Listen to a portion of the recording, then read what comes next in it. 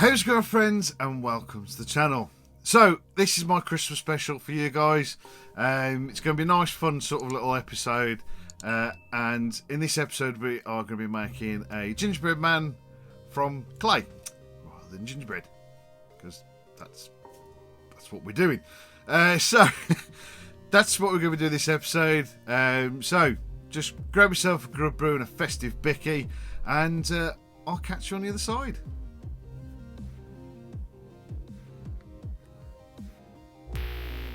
So to start our little gingerbread man off, we're going to need an armature. Now, I've used steel wiring for this, but if you're going to do armatures, you're better off with aluminium.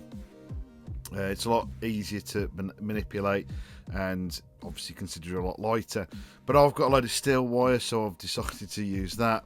I made a very simple frame and then twisted a load of the wire around the frame, so it gives something for the clay to stick to. You can also see there the rough sketch of Ginger Man just on the grease-proof paper. So the clay I'm going to use for this is Das clay, because it's an air drying clay and I just prefer using it. I usually use this a lot of the time for my bases on dioramas. It's pretty good stuff. So it's air drying. It does take a while, particularly like me. I'm working in a shed, so it's quite cold, so it does take a little bit longer to dry out. So I couldn't quite figure out how I was actually going to sort of do this, because normally, you build up sort of like a core on the figure and then work your way off that. Now I didn't want to do that because mainly, gingerbread aren't particularly, thick. So I thought, well, what I'll do is, I've got my drawing on the grease proof. I'll put all this clay down on top, fill in the area where I've drew it out, and then basically stick this to the back of the armature. So the reason I'm using grease proof paper is partly to keep my area a little bit cleaner, even though it's way past that point, but also it's going to make it a lot easier for me to remove the clay from the surface when I start to put it onto the armature.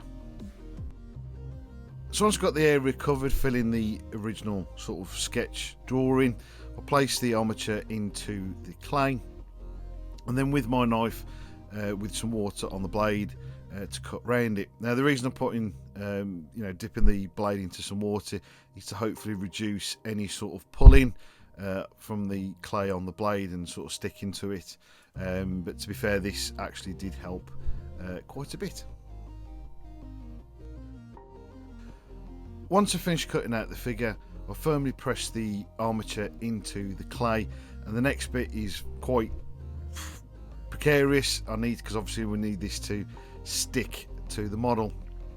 Now very fortunately it actually held, and again this is partly due to all the twisted wire, as you can see there. Eventually, after it's dried, it actually all stayed to the armature and dried pretty firm.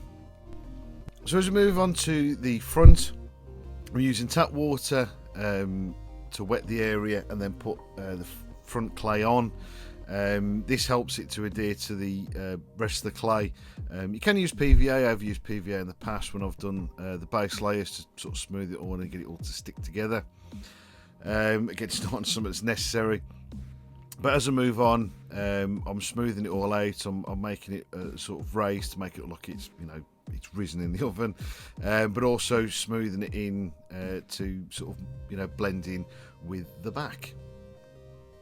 And what I will do in a second is I'll texture this after it's been all smoothed out and built up. I'll also mention, to help blend and smooth this clay out, is just keep your hands wet and just smooth it out and it will blend it all in. And while the area is still wet, I've got my old toothbrush and use this to texture. On a test piece, I actually found this was actually quite good to give you that sort of breaded texture, if you like.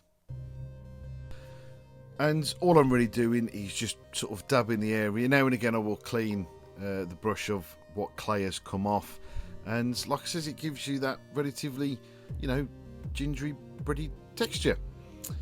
Now, I also realised relatively early on that I made him a bit too thin, particularly around the main body. So I added some more clay, again wetting the area, putting the fresh clay on, and just sort of thickening him out a bit. He still ended up a little bit too skinny, but to be honest with you, I mean, you know, gingerbreads don't really cook perfectly, so yeah, that kind of works. So as we come on to sort of adding a few details and some features, I roughly sort of sketched the area out of where everything should be, so it was relatively symmetrical. I just literally just sketched out his face on the clay with a pencil after it had dried. So as we move on to his facial details, it's relatively simple. You know, we made a couple of noodles for like the eyebrows and for his mouth and for his eyes to try and make them look a little bit like sort of like buttons. I just rolled up a couple of little balls and just sort of, you know, flattened them out as I stuck them on to the face. And with this, I actually did use a bit of PVA glue just as a kind of extra precaution on his face. Not that it's any different from the way the rest of us attached it, but I don't know, I just thought maybe this was a better idea. It probably actually makes very little difference altogether. The only thing I actually found with using the PVA gluing, it just weirdly makes him look a bit more creepy than I intended it to be. So with a bit of luck, obviously painting it will hopefully make him look a little bit prettier. But yeah, so just to add a little bit more, I did his cuffs, I did a bit around his waist and his ankles, these little squiggly sort of lines, which are obviously going to be like icing, and a little dicky bow for the special occasion, I suppose. So as we move on to painting, I primed him as I would any other model. I don't think you really have to worry too much about it. With the clay stuff, I think it will pretty much take the paint straight away. So I actually based him actually mostly using AK's 3rd Gen Rust colours. I started off with the dark Rust as a sort of base coat, and then working my way through a light Rust and orange brown. Not quite sure why, but they were closest to sort of gingery orange colours I had to hand. So yeah, that's what I used. It was different using Rust for gingerbread.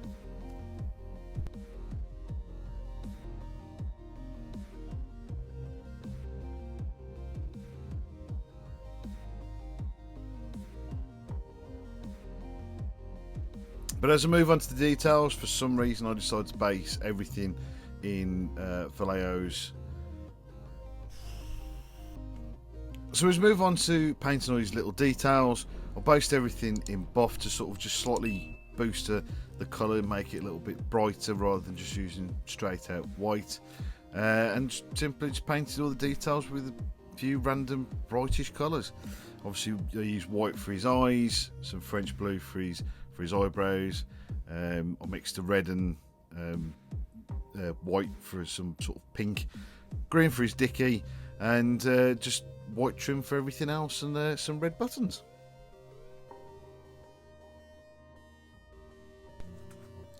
So the last thing I did was give him a little bit of a wash. I was starting to feel he was looking a little bit too stark, and I thought, you know, some brown Tamiya panel liner would help bring out all that texture detail I made earlier. All I did was quite simply slap it on, and with a paper towel just wipe it across the surface, removing majority of it and leaving it all in the, you know, textured detail. And there we go. I felt like this also gave it a bit more of a baked look. So as we move on to the base, we're sticking with obviously the clay to keep building this up, and I've put this onto a bit of MDF. You can see the cocktail sticks there also where the areas that the figure is going to be pinned into place, as well as a couple of details I'm going to put in the background. Now the plan for this was to sort of do a type of brick road. I sort of sketched it out and used a bit of tin foil to, you know, texture it and make it look like a road. Unfortunately, it turned out really awful, and decided to go with a more snowy type base. Now I didn't actually film this, but it was really simple. All I did was just basically flatten the area with some more clay after this had dried, and made it sort of like sort of snow looking scene, which we'll see at the end of the video. Now the last features to go onto the model was a couple of sort of candy canes, and at the very last minute I decided to stick this little snowman on. Now quickly, they're actually lollipops. I was originally going to try and do candy canes, but they literally looked like turds by the time I'd finished with them, so I decided to scrap that idea off and make these lollipops. And all I did was quite simply was roll a couple of sausages of clay, wrap them around themselves, and stick a cocktail stick in and paint them. Now the snowman, again, he's just as simple. Was 2 balls and a little bit to attempt to look like his nose, which obviously is going to be a carrot. Now I've painted the snowman and the snow with artist oil, obviously white paint, and using a sponge to sort of give it a little bit of texture.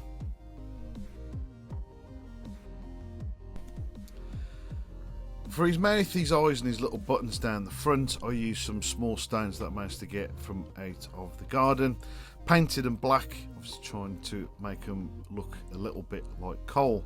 All I did with these was literally just before the clay was starting to go off, I just pushed those into place. And for his arms, I used some old bits of twig, again from out of the garden, for his little arms.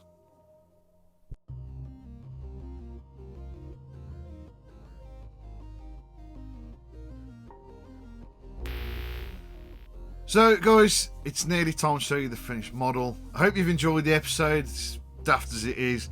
But I'd like to say a massive thank you to you guys for all your support through this year. It's been absolutely amazing. I've managed to hit just over 2,500 subscribers, which is amazing. Again, thanks to the guys that have donated to the channel. Of course, that all comes back into this and helps me, you know, continue doing what I'm doing. But for all the amazing messages you guys have been sending me throughout the year, has been, you know, it's been great, and it's been really nice. It's put a little smile on my face reading all those comments. Now, just before I finally show you the model, again, final time, I'd like to thank you guys ever so much, and I hope you have a great Christmas or a great holiday or whatever you do at this time of year, and I will see you in the new year.